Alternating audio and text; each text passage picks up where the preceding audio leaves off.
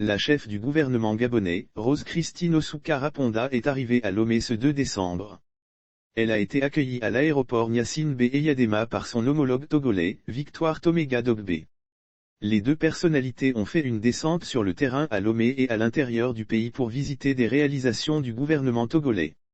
Après des échanges fructueux avec le président de la République, le premier ministre gabonais est conduit au port autonome de Lomé, PAL.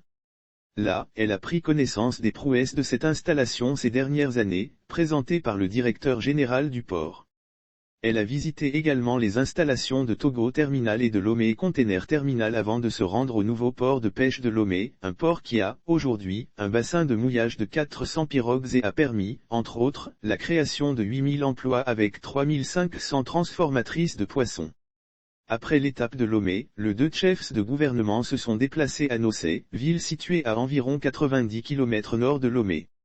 Elles ont rencontré et échangé avec des bénéficiaires des actions du ministère du Développement à la base et procédé à l'inauguration du siège de l'entreprise Aveisarl, une PME appuyée par le projet d'appui à l'employabilité et à l'insertion des jeunes dans les secteurs porteurs, PAESP. L'occasion a permis de présenter la stratégie de mise en œuvre du PAESP et ses résultats, ainsi que le passage à l'échelle de la PME Aveisarl.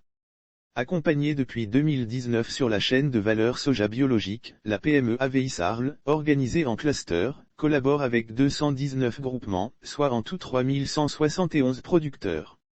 Pour la campagne 2020 à 2021, 83 emplois temporaires, 28 emplois directs au sein de la PME ont été créés. Mis en œuvre depuis 2016, le PAESP au 30 novembre 2021 accompagne 31 PME/PMI dans les chaînes de valeur agricole et clusters agro-industriels. 51 125 emplois directs et 746 875 emplois saisonniers. Pour rappel, cette visite fait suite à celle de Victoire Toméga Dogbe au Gabon, les entre 20 et 21 octobre dernier.